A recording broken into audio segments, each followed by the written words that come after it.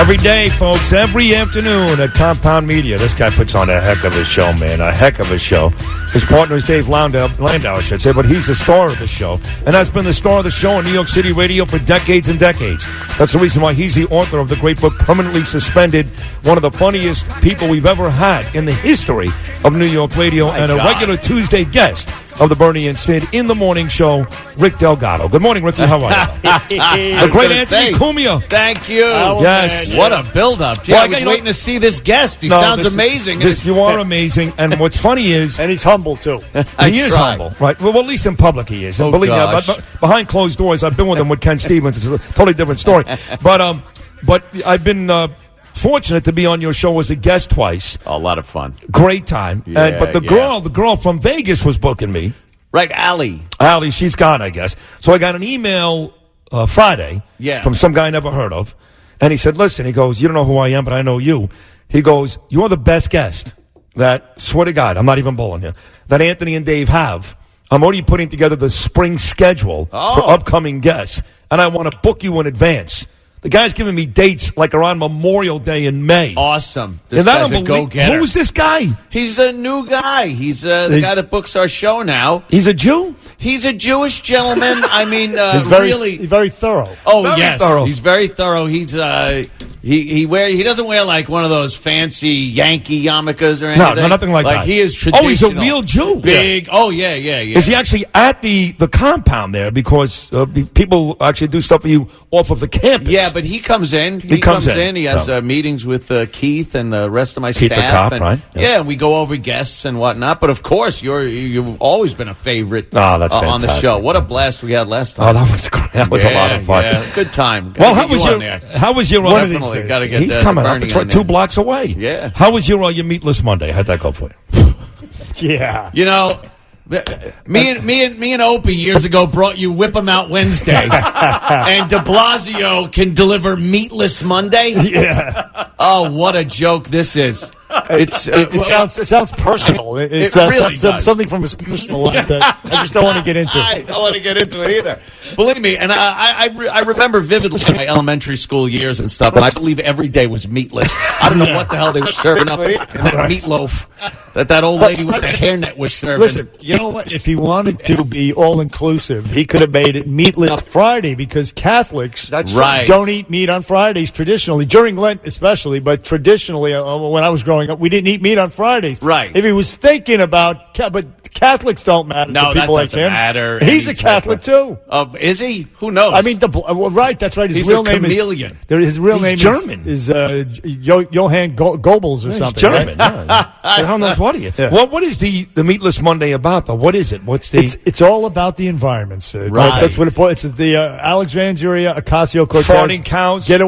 Do away with the farting cows, and we'll have a cleaner air and no more, ozone in the air. I saw his little speech. It's hilarious. He's talking about how the kids are coming up to me saying this is great. No, they're not. No, they're not. No. Kids don't like veg. They're trying to actually turn everything we've known for millennia on its head and tell us that up is down, backwards is forward. Kids hate vegetables. They like sloppy joes and hot dogs. For God's sakes. It's true. Come up to me and tell me, get out of here. And by the way, kids are the authority on everything these days, right? Oh, from gun control to... that's why we got to lower the voting age to 16. Oh, yeah, right. Inviting anyone they wanted to the country to vote. Yeah. Well, maybe even 8. Maybe some of the kids that slept with Michael Jackson back then. Which, by the way, something you've been talking about, right? That Michael Jackson documentary? What? That is shocking. Is it really? I mean, we all knew. We all knew this was going, and especially another hypocritical Hollywood and the entertainment industry crap that goes on. They all knew what was going on. We all knew, and they just left it alone. Because what? His music was good. Yes. The song "Bad" comes on, and you're like, yeah, let him have sex with children. Right. It's a good song. We looked the other way. It's insane what was going on. Rock With You's a very good song, too.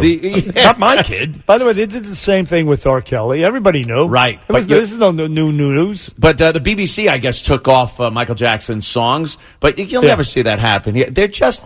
You know what? They're just too good. You know what I say? There you go. Leave the Jackson 5 on because that was pre-pedophilia. Right. And get rid of Thriller and the rest of those. And the rest of that. This best stuff was actually they're all great. They're all great, but you can't do that. Oh, it's tragic. Listen, I still watch highlights of O.J. Simpson running for 200 yards against the Jets, and he murdered 2 people. That's very insensitive. He did. When did this happen?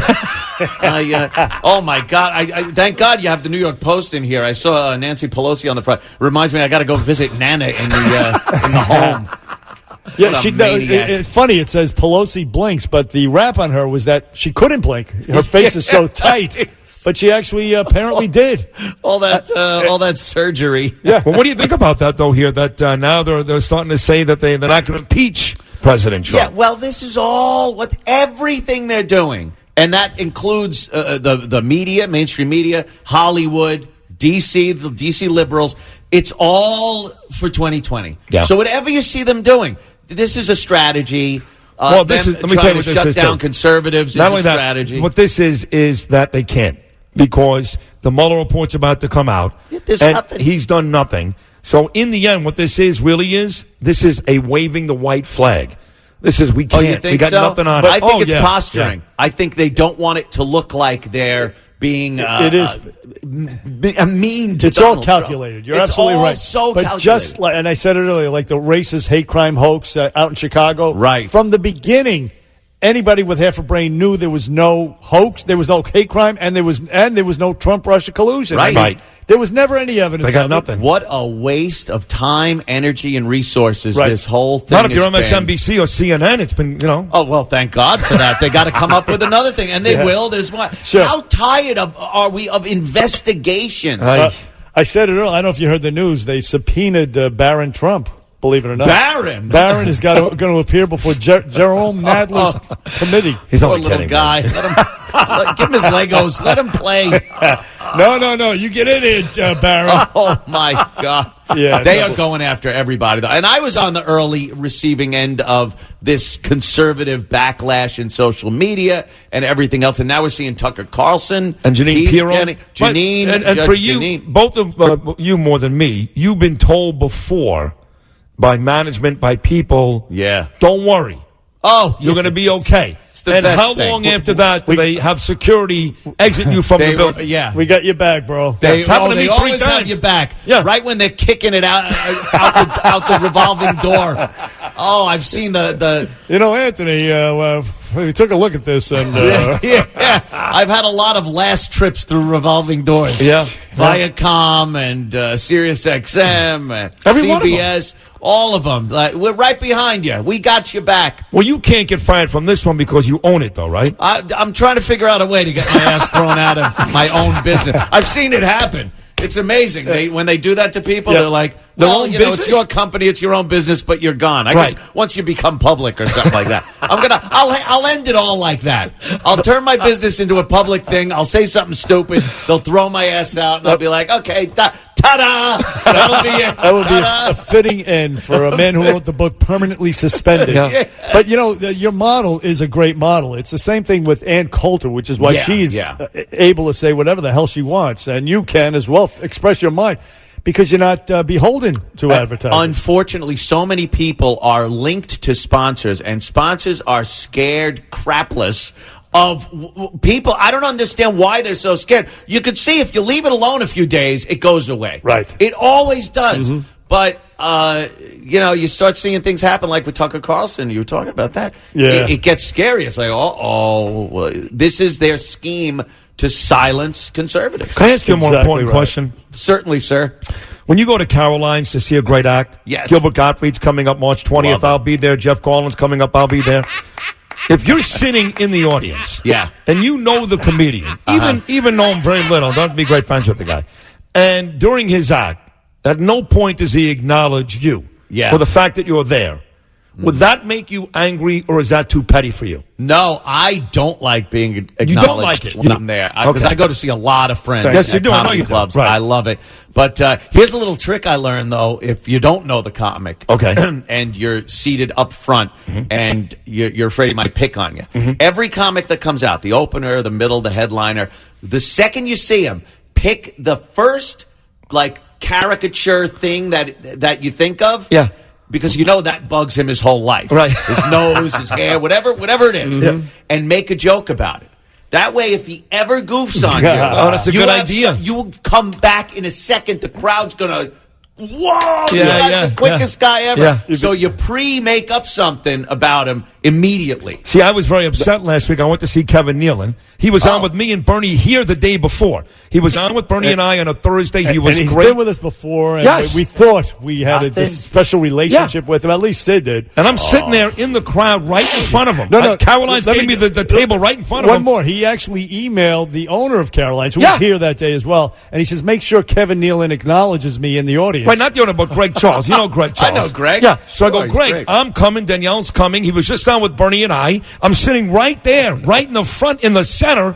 Make sure he's nothing. Anthony, and I was furious. I was so upset. So that's not where it ends.